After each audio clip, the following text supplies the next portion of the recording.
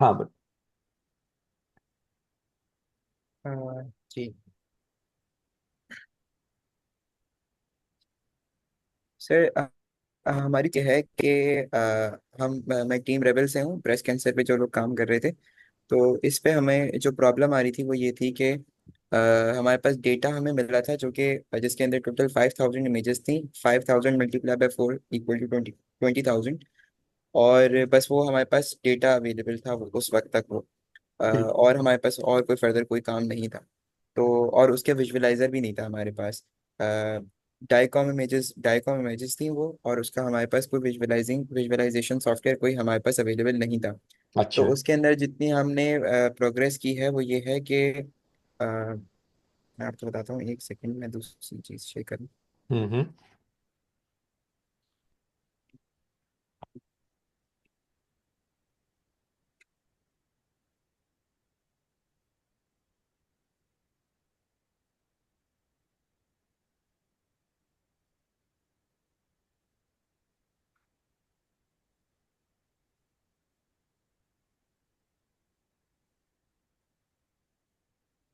Sir ये नज़र आ रहा है, detailed project journey flow chart. जी जी बेटा। अच्छा सर, तो हमारे पास जो डेटा अवेलेबल था उसका हमने पबमेड आर्टिकल खोला। उसके अंदर उन्होंने ये बताया हुआ था कि उन्होंने किस तरह से सब कुछ लेबल किया हुआ है, और उन्होंने एक विजुअलाइजेशन सॉफ्टवेयर लिखा हुआ था, वी एन डी आर पैमो, जो आपको जितनी भी एनोटेशन उस डेटा में है वो विजुअलाइज करके देगा। लेकिन हमारे पास उसका एक्सेस नहीं था, वो पेड था। तो अच्छा। हमारे पास जो इनिशियल चैलेंजेस थे वो यही थे कि हमारे पास डायकॉम फॉर्मेट इनकम्पेटिबल था हमारी मॉडल की जो भी हमें कोडिंग करनी थी उससे रिलेटेड। दूसरा, हमारे पास कोई विजुअलाइजेशन सॉफ्टवेयर ही नहीं था क्या हम उस एनोटेशन को विजुअलाइज कर सकते थे। अच्छा। तो अब हमने किया ये कि V N D R lab पे हम गए। तो उसका एक्सेस हमारे पास नहीं था, लेकिन उसकी पब्लिक रिपोजिटरी अवेलेबल थी। तो क्या? उससे हमने खुद अपना एक कस्टम एनोटेशन व्यूअर बनाया, पाइथन बेस्ड।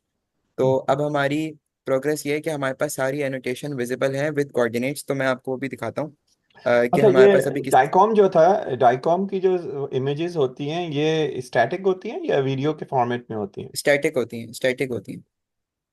रेडियोलॉजिकल इमेजेस होती हैं ये, और ये स्टैटिक इमेजेस होती हैं। इनकी। हमारे पास एक एक्सेल बोलो बोलो। हमारे पास एक एक्सेल फाइल थी जिसके अंदर पेशेंट की आईडी हम्म। और स्पेसिफिक कोऑर्डिनेट्स, उस ब्रेस्ट इमेज में स्पेसिफिक कोऑर्डिनेट्स जहाँ पे कोई भी लीजन था वो मार्क था, और वो क्या प्रॉब्लम है और वो किस तरह की क्लासिफाई करता है बायरेट में, वो मार्क था। लेकिन अच्छा। वो एनिटेशन हम व्यू नहीं कर पा रहे थे क्योंकि हमारे पास कोई सॉफ्टवेयर था नहीं। तो उसकी रिपोजिटरी से खुद पाइथन पे एक विजुअलाइजेशन हमने बना दी, जिसपे अब वो इमेज को हम व्यू कर पा रहे हैं विद एनोटेशन। तो मैं ठीक है। आपको वो इमेज दिखा देता हूँ कि वो किस हाँ तरह से दिख दिखाओ। रही है। बाय द वे, आप डाइकॉम को भी पाइथन के ऊपर देख सकते हैं। देयर आर लाइब्रेरीज हमारे पास हैं एक अवेलेबल। ओके तो ओके। मैं बाद में बताऊंगा। नहीं, हाँ हाँ, दिखाओ जरा, सही तुम है जरा सही है। अपना तो हमने दिखाओ। लाइब्रेरी यूज की है, कोड में हमने पाइथन की वो लाइब्रेरी यूज की है, लेकिन हमें एनोटेशन नहीं मिल नहीं रहा दिख था। पा रही थी। जी, अच्छा। एनोटेशन हमने जो भी काम किया है, मेरी कंप्यूटेशनल टीम जो है वो आज भी अवेलेबल नहीं है। तो उन्होंने जो कोई काम बात किया है वो उस लाइब्रेरी के साथ ही काम किया है उन्होंने। मैं आपको लाइब्रेरी का नाम भी बताता हूँ। नहीं। अ, ये पहले बताओ मैं कि आपको। Where did you get this data from? Sir ये अवेलेबल है पब्लिकली पबमेड पे। मैं आपको आर्टिकल का लिंक शेयर कर सकता हूँ, वहां पे उन्होंने गिटहब का लिंक साथ में सप्लीमेंट्री मटेरियल में दिया हुआ है। अच्छा अच्छा और अच्छा। बाकी सारी डिटेल्स दी हुई हैं उसके अंदर, की डेटा क्या है, किस तरह का है। 1000 इमेजेस टेस्ट इमेजेस हैं, बाकी 1000 इमेजेस मॉडल इमेजेस हैं जो उस पर मॉडल जनरेट होगा, और बाकी 4000 टेस्ट इमेजेस हैं। तो इस तरह नजर आ रही है सर, इस तरह की इमेज हमें दिख रही है। अच्छा। अब विद एनोटेशन और विद मार्किंग कि किस तरह का वो जो लीजन है वो कौन सा स्पेसिफिक लीजन है। हम्म। ठीक है। तो अब ये है कि अब जब हमारे पास ये काम हो गया था तो उसके बाद हम मॉडल जनरेशन की तरफ गए थे कॉन्वोल्यूशनल न्यूरल नेटवर्किंग को यूज़ करते हुए। ठीक है। अनफॉर्चुनेटली इसमें अभी ख़ास हमारे पास कोई प्रोग्रेस नहीं है, क्योंकि कुछ एग्जाम्स वगैरह में बिजी हैं एनईटी के जो मेरे टीम मेंबर्स हैं। तो अभी फ़िलहाल हमने इतना ही काम किया है इसमें। लेकिन जो हमें अभी चैलेंज आ रहा था वो ये था कि स्पेसिफिक टू मेडिकल नॉलेज हमें एक प्रॉब्लम आ रही थी बायरेट क्लासिफिकेशन के अंदर। तो क्योंकि मैं ही उनको गाइड कर रहा था कंटिन्यूअसली कि क्या चीज़ें करनी है, तो उसमें मैंने उनको एक वे आउट दे दिया था, लेकिन स्टिल मुझे भी कुछ चीज़ें पूछनी थी जो जिसके लिए कोई भी सीनियर ऑन्कोलॉजिस्ट रिक्वायर्ड था मुझे। हम्म। जैसे बायरेट क्लासिफिकेशन में अभी हम फिलहाल जो मॉडल जनरेट कर पाएंगे वो बायरेट और नॉन बायरेट तो क्लासिफाई कर देगा। For example non hmm. BIRADS lesion में वो बायरेट 3 4 5 को क्लासिफाई करेगा और 1 2 को क्लासिफाई नहीं करेगा, क्योंकि 1 2 की इमेजेस एनोटेटेड ही नहीं है और वो वैसे भी बेनाइन लीजन होती हैं। वो ज्यादा समझते हैं डेंजरस लीजन होती नहीं है, that can not progress to the tumour. सही है। लेकिन जो 3 4 5 होती हैं वो हम क्लासिफाई कर पाएंगे, लेकिन हम फर्दर क्लासिफाई नहीं कर पा रहे 3 4 और 5 में। तो उसके लिए मुझे किसी भी सीनियर ऑन्कोलॉजिस्ट से कुछ बातें पूछनी थी इनको। मैं और डिटेल में बताता कि डेटा किस तरह का है, क्या चीज़ें अवेलेबल है, कोड में क्या चीज़ें अवेलेबल है, और वो फिर अगर उसमें मुझे गाइड कर सके उस हवाले से। एक मिनट, मुझे उससे पहले कि मैं आदिल को कहूँ, जरा एक बात बताओ मुझे, तुम इसके अंदर जो तुम्हारे पास फर्ज करो तुम्हारे पास जैसे ये इमेज है, इसके साथ इसी पेशेंट के कोई और भी इमेजेस भी हैं? हमारे पास एक पेशेंट की 4 इमेजेस हैं। अच्छा। सही है सर। 4 इमेजेस में ये है कि हमारे पास सीसी व्यू होता है और एक हमारे पास एमएलओ व्यू होता है। नहीं नहीं, सही है। उसका इस तरह और दो। बताओ जैसे कि किसी ऐसे आदमी को बता रहा हो जिसको जी मेडिकल जी। में कुछ नहीं मैं बता मालूम, मुझे मैं उस इमेजेस के जी अंदर जी। बताओ, इमेजेस दिखाओ जी जी। मुझे। मैं इस एक्सप्लेन कर रहा हूँ। देखें। अ, हमारे पास दोनों दोनों ब्रेस्ट की इमेजेस होती हैं, लेफ्ट और राइट। सही। तो हमारे पास फर्स्ट डिवीजन होती है लेफ्ट और राइट दो इमेजेस। जैसे अभी यहाँ पे लिखा हुआ है RMLO, तो ये एक राइट ब्रेस्ट की इमेज है। और आगे लिखा है MLO। MLO का मतलब है मीडियल लेटरल ओब्लिक। तो इसका मतलब ये है कि फॉर एग्जांपल अगर ये ब्रेस्ट है तो ये मीडियली लेटरली ओब्लिक व्यू में ठीक है। रेडिएशन पास हुई है और उस तरह से एक हमारे पास इमेज आई। ठीक ठीक है। है। और दूसरा व्यू होता है CC यानी craniocaudal. Cranium means head और कॉर्डल मींस टेल। तो यानी ऊपर आप समझ लें from superior to inferior view होता है। तो हमारे ठीक है। पास एक ब्रेस्ट का यानी for each breast we have 1 MLO view and 1 CC view. ठीक है। तो इस वजह से हमारे पास एक पेशेंट की 4 इमेजेस है। अच्छा, अब एक बात बताओ मुझे कि जो इमेज होता है, इसका, ये तुम मुझे इस वक्त ओरिजिनल इमेज दिखा रहा हो ना मुझे? जी ये ओरिजिनल इमेज है। और ये ये, हमारे हाँ। पास जो इमेजेस थी वो सिंपल इमेजेस थी। जैसे एक डाइकॉम व्यूअर था। हाँ आपने हाँ। कहा था ना डाइकॉम, एक डाइकॉम व्यूअर हमने डाउनलोड किया था, उससे इमेज सिर्फ शो हो रही थी। जैसे आप समझ लेंगे ये ब्रेस्ट की इमेज है ना, तो हम्म। विदाउट दीज बाउंडिंग बॉक्सेस वो इमेज शो हो रही थी। हमारे पास एनोटेशन शो नहीं हो पा रही थी। लेकिन हाँ। हमारे पास कोड था एनोटेशंस का। तो जो हमने पाइथन पे प्रोग्राम बनाया था उस उससे जो आउटपुट मिल रहा है ना, ये वो इमेज है। अच्छा। अच्छा, अब इसमें जो एक प्रॉब्लम आती है ना, वो जब कोई भी इमेज के अंदर जब हम इमेज रिकग्निशन करा रहे होते हैं, तो उसमें जो सबसे सबसे बड़ी प्रॉब्लम आती है वो ये नहीं आ रही होती है सिर्फ कि आप आइडेंटिफिकेशन कर रहे हैं पॉइंट्स के ऊपर, और एक पर्टिकुलर टाइप की इमेज, मिसाल के तौर पे अगर मैं इसका बगैर एनोटेशन के इमेज देखूं, ठीक है ना, और हम्म। तुम्हारे पास है कोई ऐसा कि जिसमें बगैर एनोटेशन के इमेज है? होता सर नहीं है। मैं अनफॉर्चुनेटली मैंने लैपटॉप चेंज किया है, मेरे पास अभी नहीं है। लेकिन अच्छा। अगर मैं आपको अच्छा, बता अब सकूं फर्ज तो करो, सिंपली आप अब समझ फर्ज लें करो कि ये तुम्हारे बाउंडिंग पास, बॉक्स ना हो तो उस तरह की इमेज है। हाँ चल ऐसा ही है, कोई बात नहीं। मुझे एक काम करो, तुम जरा इसको इसको जूम करो। कहता हूँ। अच्छा, एक मिनट।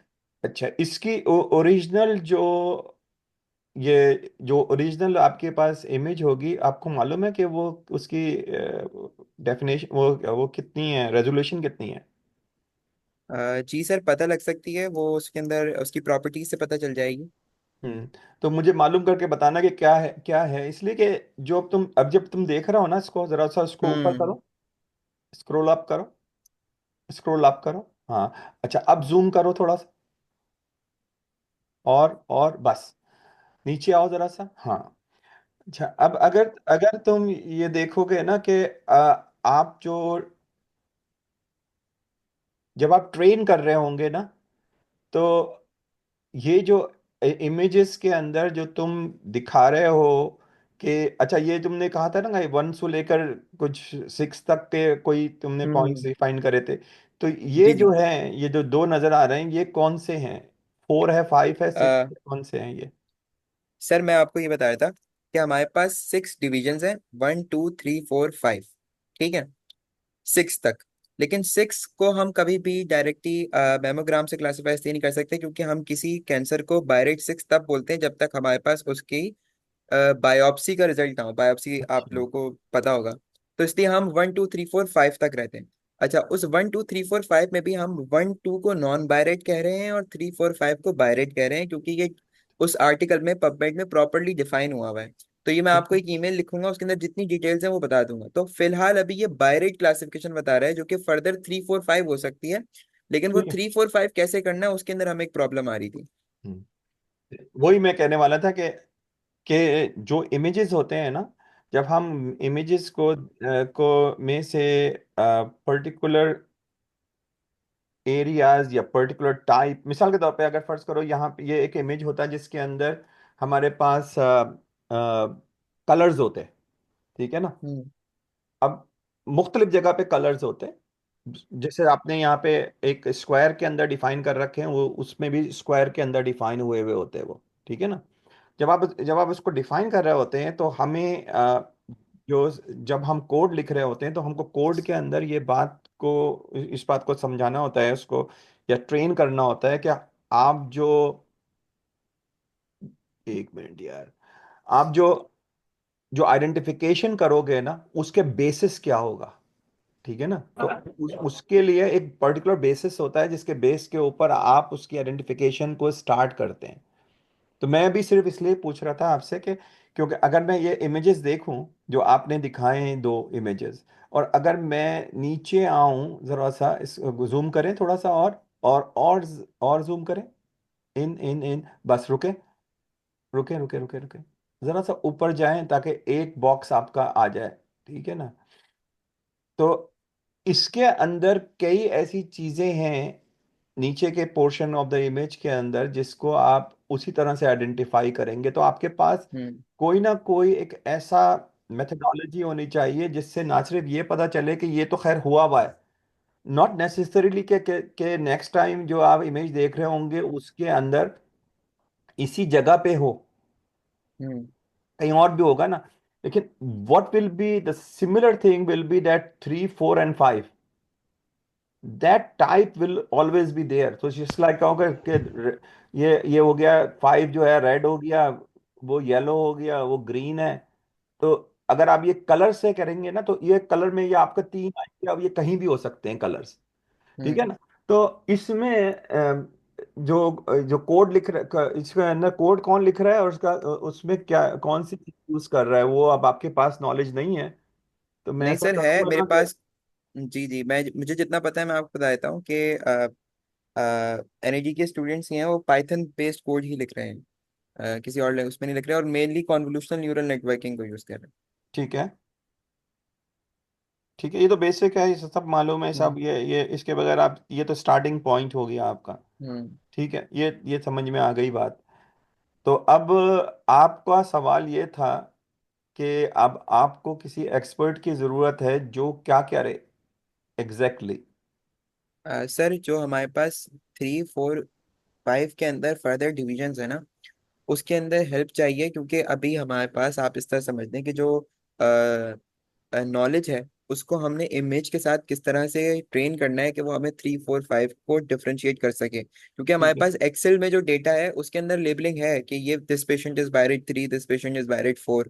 नहीं नहीं वो लेकिन तो सही है। इमेजेस क्योंकि अब अगर ये दो हम्म। हैं, अगर ये दो इमेज, दो दो आपके आइडेंटिफिकेशन हुई हुई है यहाँ पे, और ये यकीनी तौर पे या तो 3 होगा या 4 होगा या 5 होगा, that's why hmm. It is up.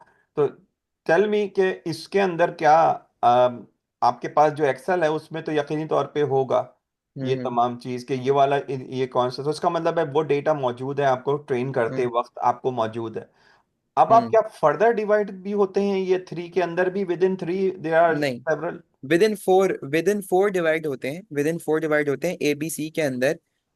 मगर फिलहाल हम ये सोच रहे थे कि that is not that much necessary, अगर हम उसको अभी फिलहाल नहीं जाते हैं तो, क्योंकि फिर और भी फर्दर डिविजन्स बनती रहती हैं। हाँ, नहीं फोर वो के तो, अंदर डिवीजन होती है एबीसी की। नहीं नहीं वो फिर यही है तरीका कि इसको स्टेप बाय स्टेप करो। पहला वाला पोर्शन में है कि अगर करेक्ट रिकग्निशन हो रही है तो that should be your number one priority. अब सवाल पूछ लें आप डॉक्टर आदिल से कि जो आपका एक्चुअल सवाल था ना, कि वीडियो कॉल आपको है, किस तरह की वीडियो हेल्प कॉल नहीं है, चाहिए। मीटिंग है। वीडियो है, देख रहा हो क्या? हाँ, अब आप सवाल कर लें जो आपको सवाल था। अच्छा, ठीक है। अच्छा, Can you guys hear me? एक सेकंड, हाँ, आदिल आप- आपकी आवाज आ रही है। मैं हाँ, अपनी डायरी तो निकाल मुझे रहा एक एक और फाउंडेशनल क्वेश्चन था जी सर। कि जो पब्लिकली अवेलेबल डाटा है, hmm. it is not Pakistani patient specific, जी। it's hmm. Vietnamese data. लेकिन अच्छा, you are trying to do it on Pakistani patients, हाँ, by right? Gaining the confidence of the health care provider हम उनसे data ले सकेंगे इसके बाद। अच्छा, तो अब ये जो बायोरैट्स है ना, ये हमारे, आई एम एन ऑन्कोलॉजिस्ट, तो ये हमारी एक्सपर्टीज नहीं, ये एक बिकॉज हाँ। दे लुक एट, तो दो इंस्टीट्यूशंस हैं पाकिस्तान में जहाँ पे, और I can try to find someone in States can help you, but I think Aga Khan में जो चीफ ऑफ रेडियोलॉजिस्ट है, he is my friend. Okay. तो मैं उससे पता कर सकता हूँ। मैं एक्चुअली पाकिस्तान आ रहा हूँ अगले हफ्ते, ओके। तो I will talk to him. अब आपका जो काम है ना, जैसे ये सुहेल आपको वो पूछ रहे थे, you have to have very specific questions so that okay. when you go in front of an expert, क्योंकि देखें ओके। हम्म। उनका टाइम भी जो है वो कीमती है, तो you have to respect their time. तो हाँ, obviously. right, so when you go to them, you need hmm. to ask a hmm. question. तो वो आप ओके। लोग अपनी लिस्ट बना लें, and okay. then I can arrange for someone either from here or from, preferably from Pakistan, या okay. तो डाउ से या आगा खान से, who okay. can then maybe mentor you, work with okay. you on an ongoing basis. Okay. Okay sir, completely ठीक है ना? Understood. मैं इसमें अपनी प्रॉपर आपको, अगर आपकी मेरे पास ईमेल एड्रेस है, मैं आपको एक ईमेल लिख के दे सकता हूँ विद प्रोग्रेस भी और विद जो हमारे स्पेसिफिक ठीक है। क्वेश्चंस भी हैं, ताकि आप उसको अगर फर्दर आगे शेयर भी करें तो उन्हें पता हो कि क्या पूछने के लिए हम आ रहे हैं। और मीन वाइल मैं अपनी पूरी रिसर्च करके लाऊंगा ताकि हम बहुत स्पेसिफिक क्वेश्चंस पूछ सकें, अगर आप कोई ऑनलाइन मीटिंग या फिजिकल मीटिंग भी रखवा सकते हैं तो। हम्म।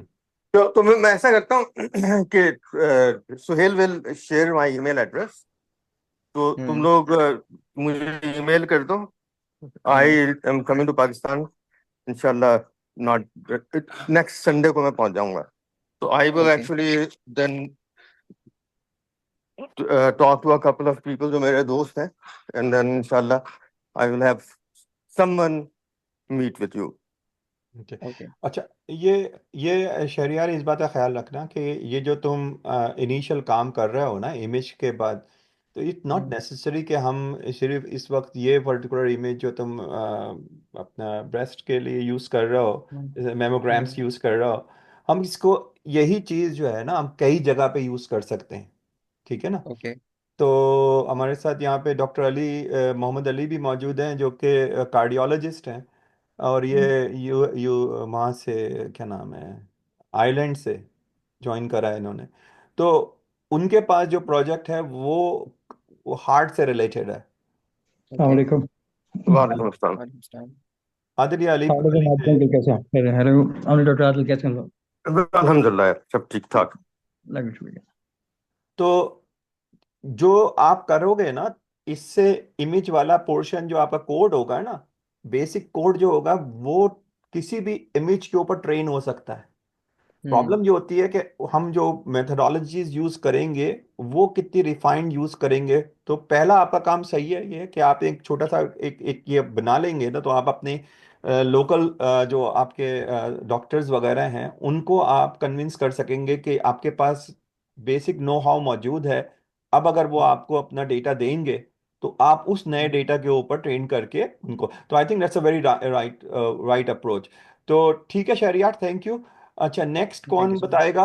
तो let's continue working on this thing. मैं अभी तुम लोगों को डॉक्टर आदिल का मैसेज वो ईमेल भेज दूंगा। इस पे वैसे अगर डॉक्टर मैं एक आदिल उस वाले output उस वाले अगर व्हाट्सएप ग्रुप के अंदर भी हैं, तो अगर आपको डायरेक्ट कोई सवाल पूछना हो तो वो कर लीजिएगा, मैं उनको बता दिया करूंगा।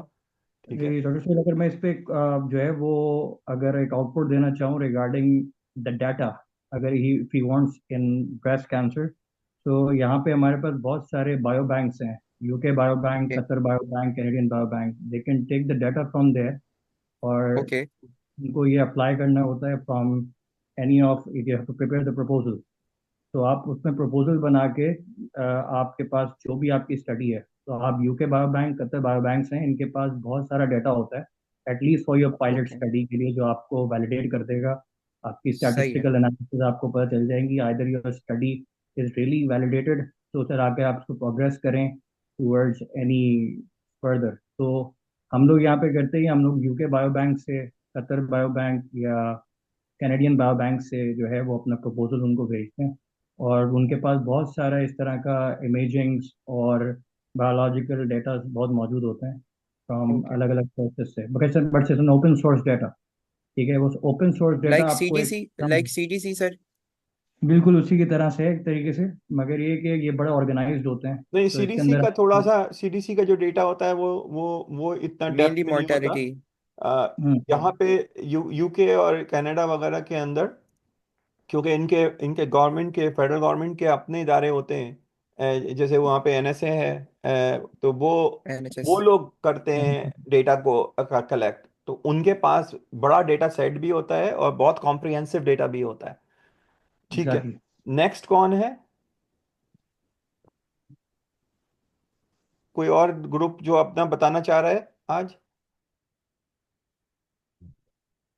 अ, और कौन है इस वक्त यहाँ पे? कोई और बताना चाहेगा? शहजाद, आप लोगों का ग्रुप कुछ नहीं प्रोसीड कर रहा है? और फिर मैं उसी क्वेश्चन पे आऊँगा। ये डॉक्टर आदिल ने जो कहा था ना प्रोजेक्ट, उसके लिए हमारे पास 3 स्टूडेंट्स हैं जो कि मैकेनिकल इंजीनियरिंग के स्टूडेंट्स हैं सारे के सारे। तो वो बेसिक डेटा को लेके एनालाइज शुरू कर सकते हैं। तो वो एक डमी डेटा क्रिएट करके ना, आदिल वो आपसे फिर बात कर लेंगे जब पाकिस्तान से वापस आओगे ना, तो उसके बाद हम वो एक मीटिंग रख लेंगे उनसे। इसलिए कि वो जो है ना, वो तो आप किसी भी वक्त शुरू कर सकते हैं।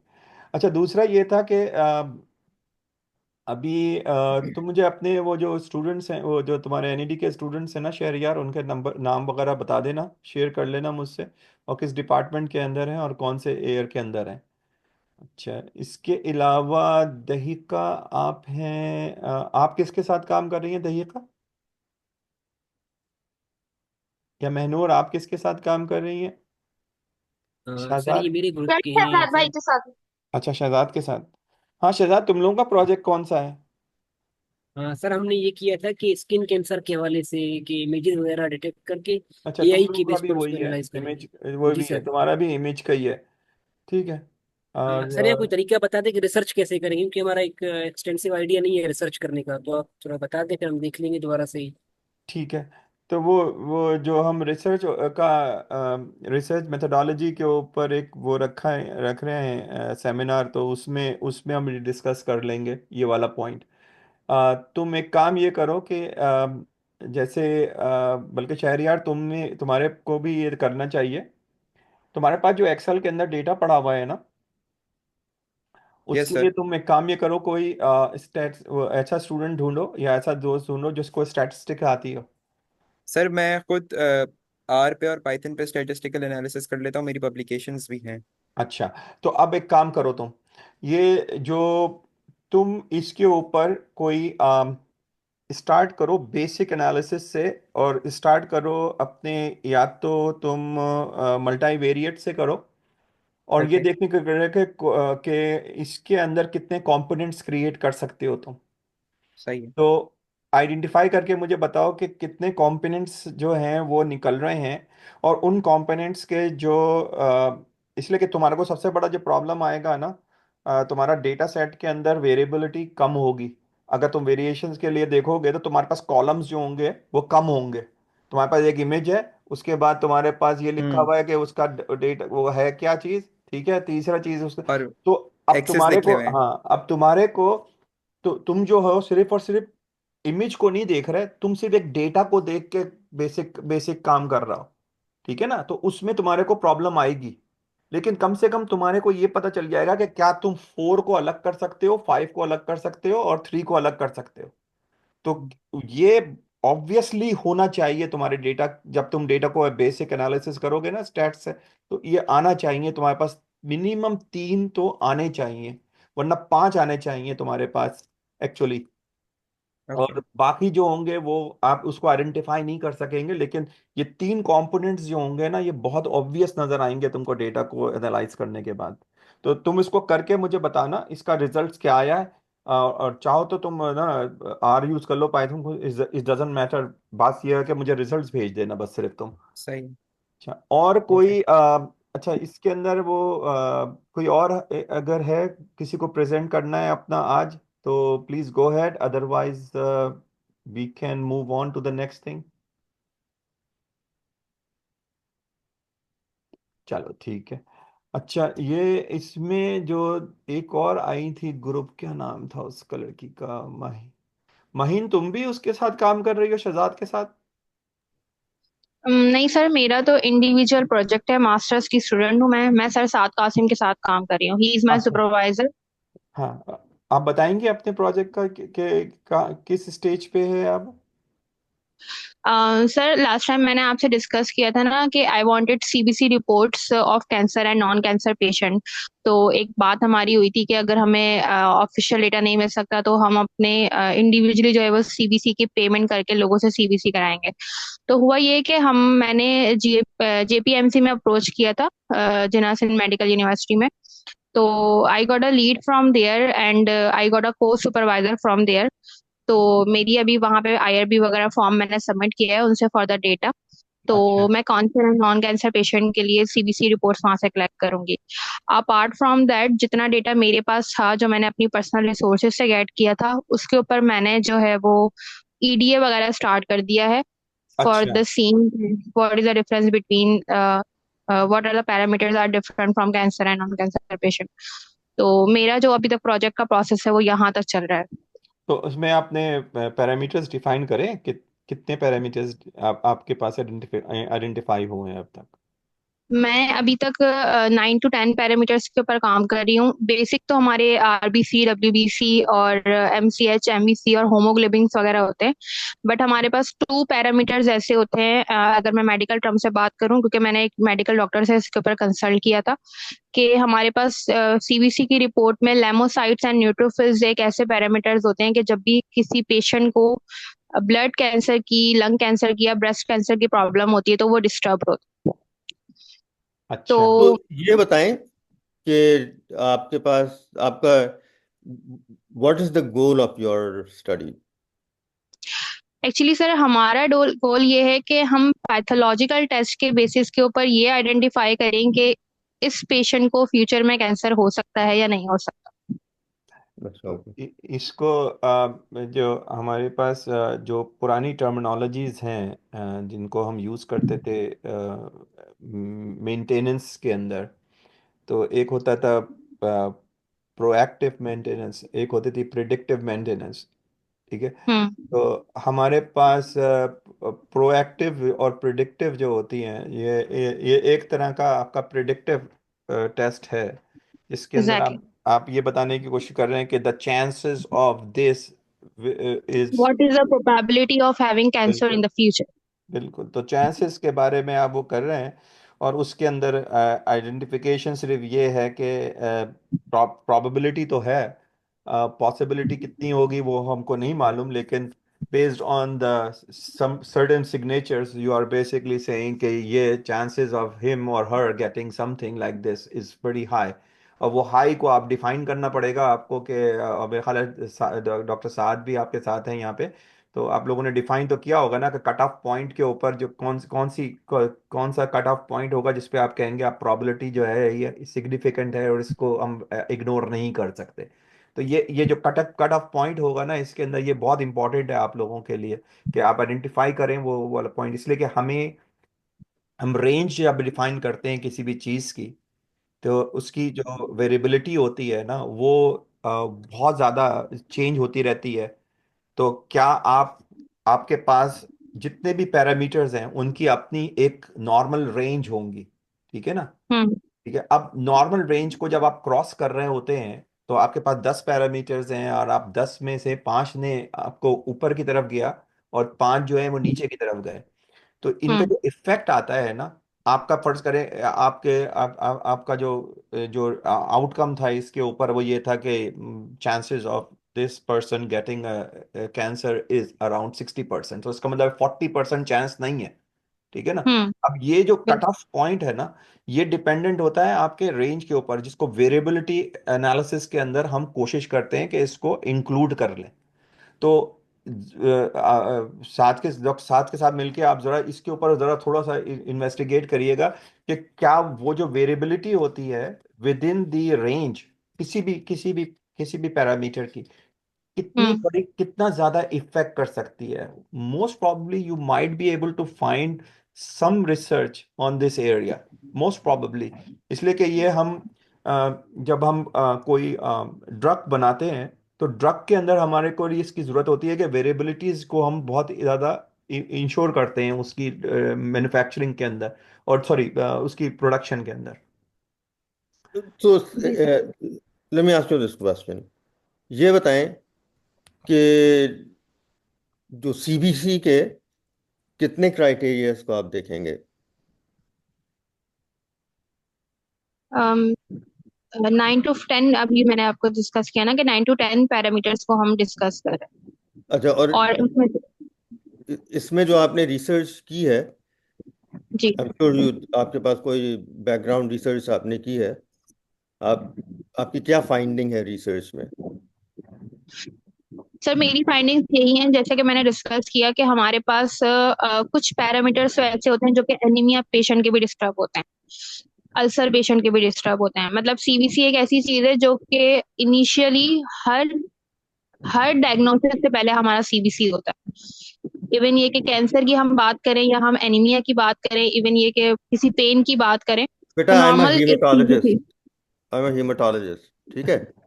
तो मैं सिर्फ आपसे ये सवाल पूछना चाह रहा था कि दुनिया की जितनी भी बीमारियां हैं उसमें हम्म। सीबीसी डिस्टर्ब हो सकता है, राइट?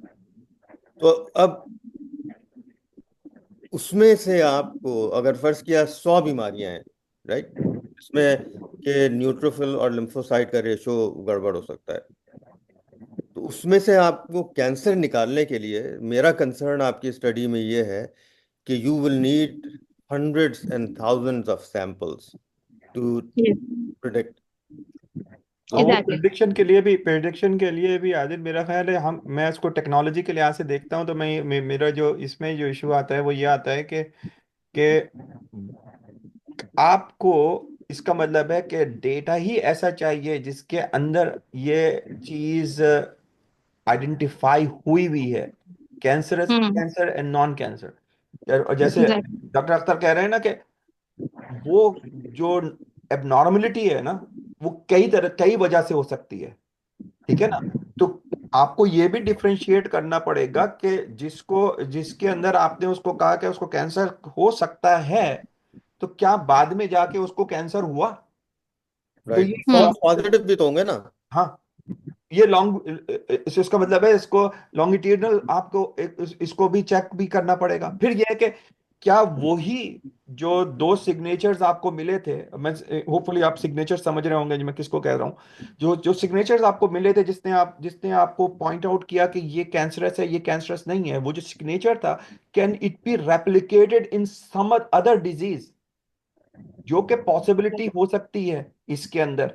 इसलिए कि आप जब एक पैरामीटर्स के साथ खेल रहे हैं और वो सारे के सारे पैरामीटर्स जो हैं कई चीजों के ऊपर से अफेक्ट कर रहे हैं, तो until hmm. To identify specifically कि कौन से इन 9 में से या 10 में से कौन से दो ऐसे पैरामीटर्स हैं जो कि यूनिकली आपको कैंसर्स में नजर आते हैं।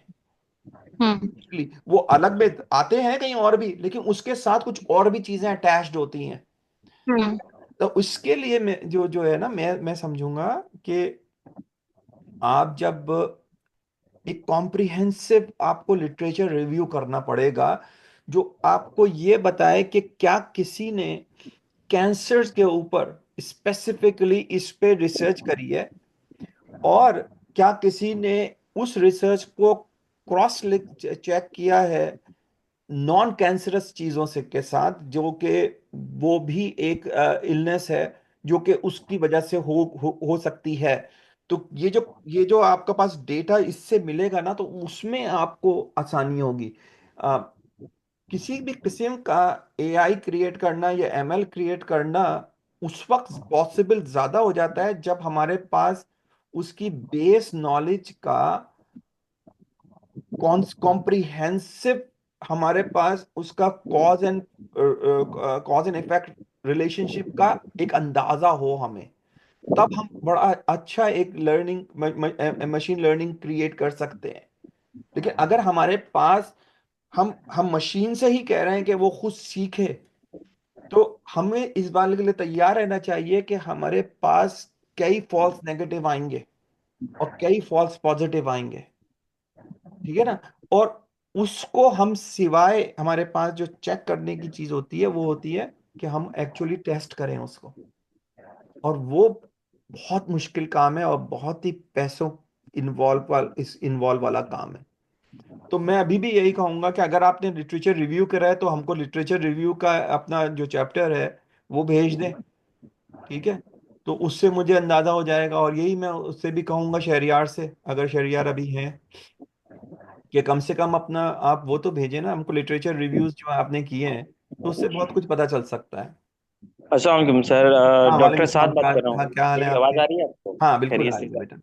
सर, हाँ ये जी। मेरा पहले कैमरा थोड़ा सा काम कर रहा था, अभी थोड़ा सा मुझे इसका ऑप्शन नहीं मिल रहा था जिससे मैं इसको ऑन कर सकूं, लेकिन मेरी आवाज़ आपको आ रही होगी मेरे ख्याल से। असल बिल्कुल। में मैं थोड़ा सा इसका बैकग्राउंड आपको ये बताना चाह रहा हूँ कि ये प्रोजेक्ट मैंने जो ये माहिम को प्रपोज किया था, ये एक दफ़ा पहले भी मैं आपके यहाँ पे प्लेटफॉर्म पे इसको डिस्कस कर चुका हूँ कि अभी एक लेटेस्ट रिसर्च हुई है जिसके अंदर ये कहा गया है कि प्रोटीन्स जो होते हैं यूरिन के अंदर, उनसे प्री डायग्नोस किया गया है कैंसर को, डिफरेंट टाइप ऑफ कैंसर्स को, जो प्रोटीन की जो एक क्वांटिटी है वो जो अपसेट होती है।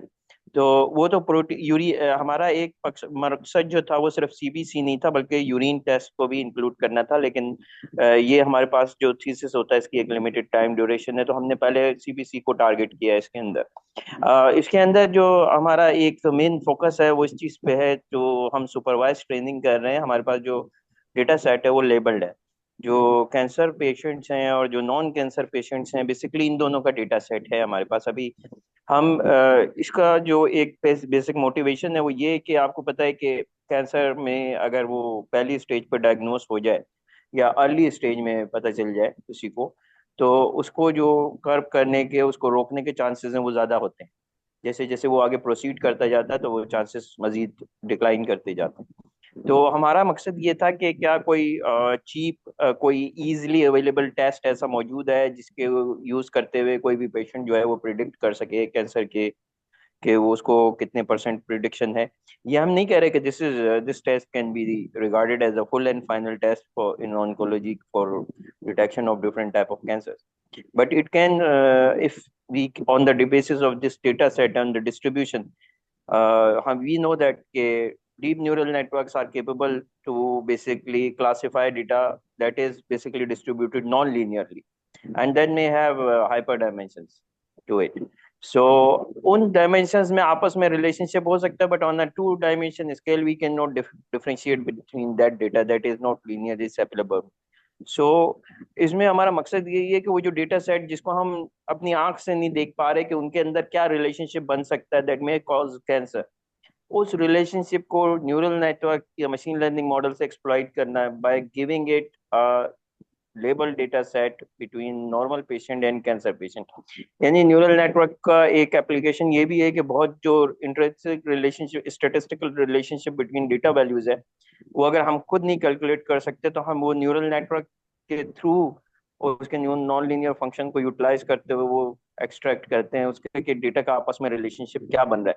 अब जो कैंसर पेशेंट्स हैं उनकी ये 9-10 पैरामीटर्स हैं इनका क्या कोई, ये this is a hypothesis basically. Research में तो एक रिसर्च क्वेश्चन है, जिस रिसर्च क्वेश्चन को हम आंसर करने की कोशिश कर रहे हैं कि whether this research question is right और नो रॉन्ग, कि is there any relationship between these entities, 10 entities जो सीबीसी में आती हैं, उनका कोई रिलेशनशिप आपस में बन रहा है between cancer and non cancer patient, और ये क्या है, एक ऐसे टूल के तौर पे यूज हो सकता है जो कि बहुत ही प्री स्क्रीनिंग के तौर पे यूज किया जाए, और बाद में एक पेशेंट अगर वो रेड लाइन के अंदर आता है तो उसको फिर सजेस्ट किया जाए कि वो फर्दर टेस्ट और जो जो चीज को कंफर्म करने के उसकी तरफ जा सके। तो ये this is the basic concept that we are trying to exploit here by using this machine learning models. बात ऐसा है कि I'll give you my opinion. मेरे ख्याल से ये आपका कॉन्सेप्ट और आपका हाइपोथेसिस जो है, now I understand it better. तो आपका कॉन्सेप्ट अच्छा है कि can we have a relatively common, relatively cheap test to at least say that someone is at a higher risk of getting cancer. क्योंकि देखें, as a field, oncology is moving towards that.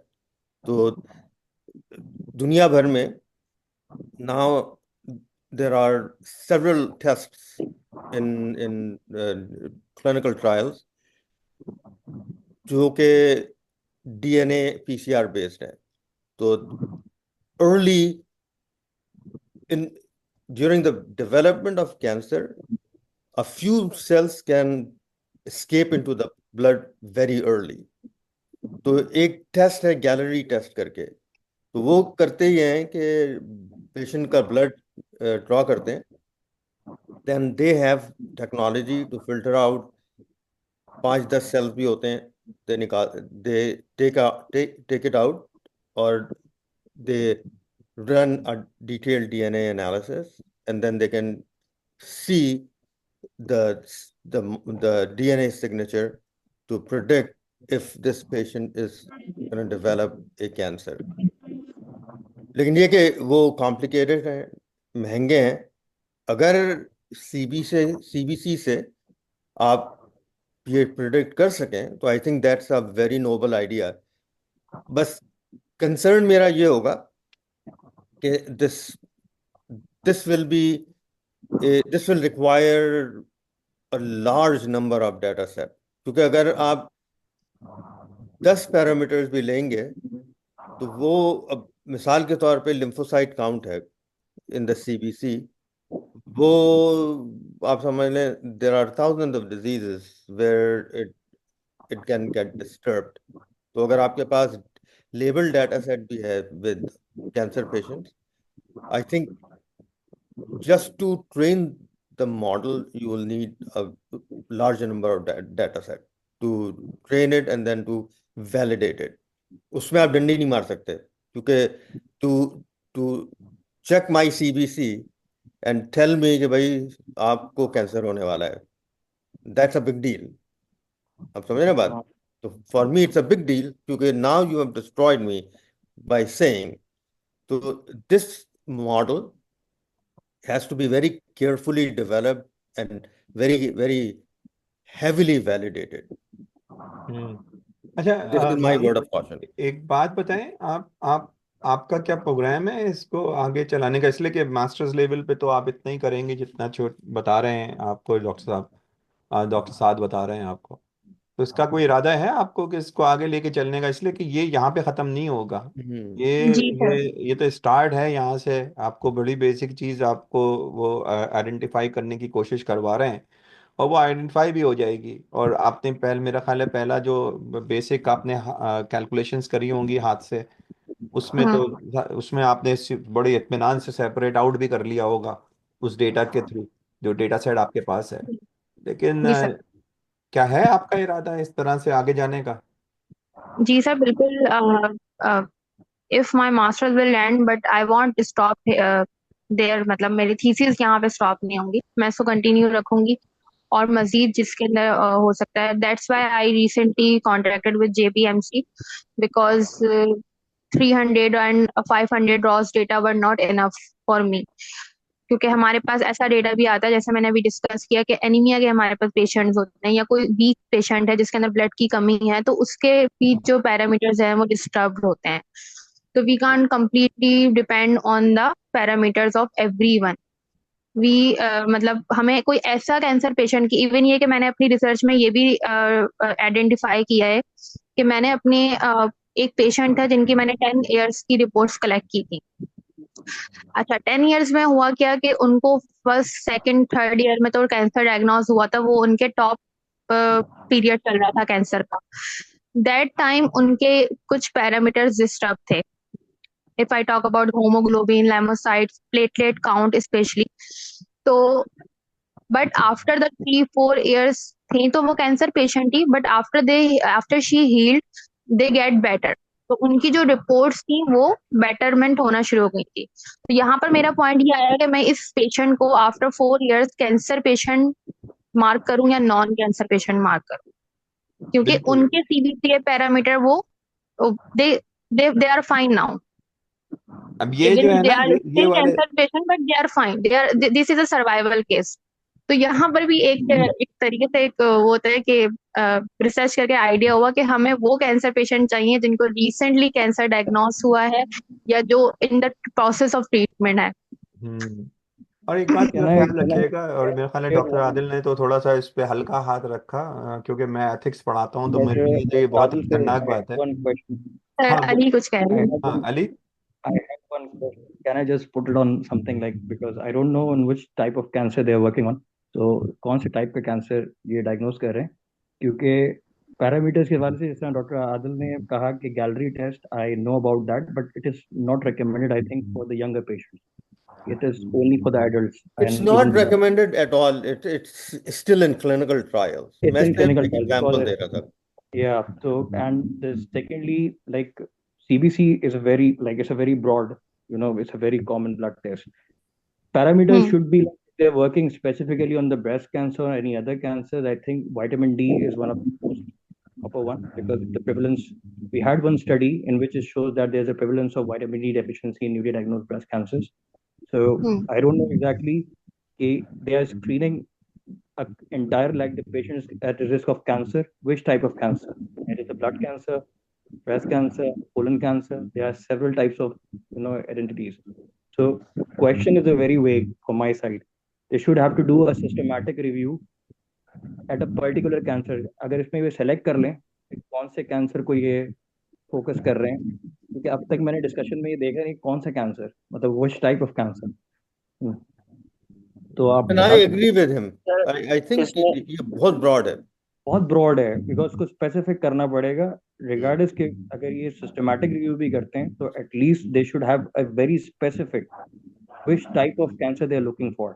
जैसे मैंने sir की may I add something into it? हाँ बोले। ये तो हमारा बेसिक, मैं अगर अपने हाइपोथेसिस की इन वेरी जेन्युइन टर्म्स बात करूं, बगैर किसी उसके कि मैं उसको किसी तरीके से मोल्ड करूं, तो इन वेरी जनरल साइंस हम लोग सारे कैंसर्स को बंच अप करने की कोशिश कर रहे हैं सीबीसी के अंदर. अब this can be regarded as a very ambitious idea, impossible idea, but this is again a hypothesis, right? We are trying to use the power of machine learning and deep neural networks to basically have some relationship, to create some relationships between different type of cancers.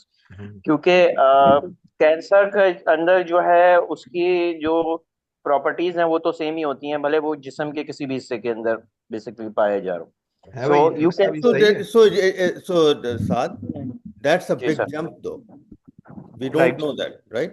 right, sir. This is just a I Actually, have said actually, clear. to be very honest with you, Saad, we Right, sir. actually know that each cancer, even within breast cancer, each individual cancer has their own DNA signature. आप समझ रहे हैं बात? Right. तो what जो अभी अली ने बात की ना आपसे, वो जो MVP का कॉन्सेप्ट है ना यार, you have to Right. Develop the model in one cancer type. अगर एक कैंसर टाइप को आपने वैलिडेट कर दिया तो आपको डुप्लीकेट करना आसान हो जाएगा। अगर आप 1,000 कैंसर के साथ चलेंगे ना, तो it will be very difficult. That that will be my ये जी हम साइंटिफिक आपकी सजेशन रिसर्च ऑल्सो। क्या करेंगे, बिकॉज आपका रिव्यू अगर आप करेंगे, आप रिव्यू क्या करेंगे? कैंसर आप अगर लिखें कैंसर तो बहुत ब्रॉड हो जाएगा। Totally agree with doctor Adil, like it will be like आप पहला न्यूरल नेटवर्किंग तो बहुत आगे की बात है। आप एक किसी भी अपने रिव्यू के अंदर ही डिफाइन नहीं कर पाएंगे कि आप क्या ढूंढ रहे हैं, मतलब क्या ढूंढना चाह रहे हैं। एवरी कैंसर, देखिए यू नो। सर, मैंने मैंने मैंने सिर्फ एक बात बीच में बोली थी दरमियान में कि we are not actually trying to pinpoint और give a 100% accuracy regarding you have this kind of a cancer, you have lung cancer, let's say किसी भी बंदे को कहना। तो we are not doing this is not the our basic concept।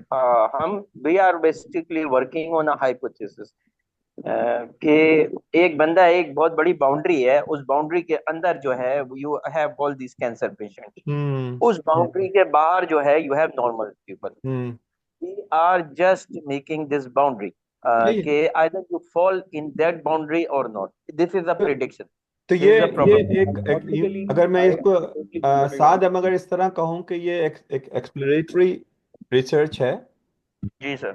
जिसके अंदर हम बहुत ही हाई एंड पे खड़े होके 2000 फीट अबव द ग्राउंड पे खड़े होके हम नीचे देख रहे हैं। जी सर। हम कह रहे हैं कि इस बड़े एरिया के अंदर अगर कोई चीज लाई कर रही है तो the chances of getting some sort of cancer is pretty high, otherwise not. Right, this is you This is can the say first thing that you this is the first thing you are trying to do. this there are two things in cancer diagnosis, I can say that दो चीजें अगर आप differentiate कर लें, एक course grand analysis है, एक fine grained analysis. Fine grained analysis में you directly jump to that area कि यहाँ कैंसर है, इतना बड़ा है, इस तरह से है, उसके लिए डिफरेंट टेक्निक्स हैं, उसके लिए डिफरेंट मैकेनिज्म है, ये वाला कैंसर है, लंग कैंसर है या ठीक ओवेरियन है। कैंसर, ये डिफरेंट कैंसर है। एक क्रॉस ग्रेन्ड टेक्निक है। कोर्स ग्रेन टेक्निक ये है कि वो हम सिर्फ एक बाउंड्री ड्रॉ करना चाह रहे हैं कि आइदर दैट समझ गए? person, either CBC can give us any indication that a person lies within that boundary or outside of that boundary। तो ये- इसके अंदर हम्म अगेन कहने का मेरा मकसद ये है कि you can consider that as a very very very pre screening test hmm कि you can give this facility to people कि they can pre screen themselves. अब जाहिर है अगर एक बंदा नॉर्मल है, उसको ये खदशा है कि मुझे कैंसर का मसला तो नहीं है, तो he can go for this pre screening. If that person falls outside the boundary, तो दैट पर्सन कैन से कि मैं मुझे आगे कंसर्न होने की जरूरत नहीं है। एक लेकिन अगर एक बंदा that falls due to our system, that person falls within the boundary, so वो कहे कि मुझे अब आगे के कुछ स्टेप्स लेने in order to make it sure or hmm in order to confirm that। So hmm. this is a very broad hypothesis, or you नहीं can say this is a very ambitious hypothesis that either we can draw some sort of a boundary based on these initial tests or not, this is a question that we want to answer मैं to our इसमें सिर्फ एक बात कहूंगा। ये मैंने जैसे अभी महीन को भी बता रहा था कि एक पुराना कॉन्सेप्ट है जिसको हम कई सालों से यूज़ कर रहे हैं मैन्युफैक्चरिंग के अंदर, और उसको हम कहते हैं प्रिडिक्टिव मेंटेनेंस। इसके जो एल्गोरिदम्स हैं जो हमने डेवलप करे हुए हैं बहुत सालों से, उसका उसका यही होता है कि आप एक पाइपलाइन में अंदर चल रहे हैं, एक असेंबली लाइन चल रही है आपकी, ठीक है ना। असेंबली लाइन के अंदर क्या हो रहा है कि हर स्टेशन पे कुछ ना कुछ हो रहा है, और इवेंचुअली 1 घंटे बाद एक गाड़ी निकल रही है। फर्ज करें गाड़ी बना रहे हैं ना, गाड़ी निकल रही है। जिंदगी भी इसी तरह है, जिंदगी चल रही है। आप रोजाना कुछ ना कुछ चीजें ऐड कर रहे हैं अपनी बॉडी के अंदर। इवेंचुअलिटी के अंदर आप प्रिडिक्ट करना चाह रहे हैं कि इन बिटवीन क्या हो सकता है। तो हम अभी भी यहाँ पे इस तरह के हमारे पास टूल्स मौजूद हैं कि हम बता सकते हैं कि अगर एक काम जो हो रहा है, सात सात स्टेशन पे काम हो गया है और अभी 50 पे काम बाकी है, हम अभी प्रिडिक्ट करके बता सकते हैं इस वक्त कि जब प्रोडक्ट निकलेगा या प्रोडक्ट 58th स्टेशन पे पहुंचेगा, तो उस वक्त उसके पर कौन कौन से प्रॉब्लम्स आएंगे, ये प्रिडिक्ट हो सकता है। ठीक है ना। और हम इसकी जो प्रिडिक्शंस मॉडल्स है ना वो अवेलेबल हैं। जो आप कह रहा हो ना वो बिल्कुल यूं समझ लो कि एक एक्सप्लोरेटरी रिसर्च होगी जिसके अंदर आप पहले तो एक बहुत बड़ी बाउंड्री डिफाइन करेंगे, और आप अपने करंट डेटा से ये मालूम करने की कोशिश कर रहे हैं कि क्या मल्टी डायमेंशनल पैरामीटर्स मौजूद हैं जो कि मुझे फर्दर इनहेंस करें मेरे मॉडल को प्रिडिक्शन के लिहाज से। ठीक है ना। आप अभी ये नहीं कह रहे कि क्या कि मेरा मॉडल जो है उसकी प्रिडिक्शन क्या कितनी एक्यूरेट होगी कितनी नहीं होगी। अभी तो आप सिर्फ ये कह रहे हैं कि क्या जो मेरे पास डेटा है इस डेटा के तहत क्या मैं रेप्लिकेशन कर सकता हूँ इसी इसी इसी डेटा की जो कि मुझे मिला है।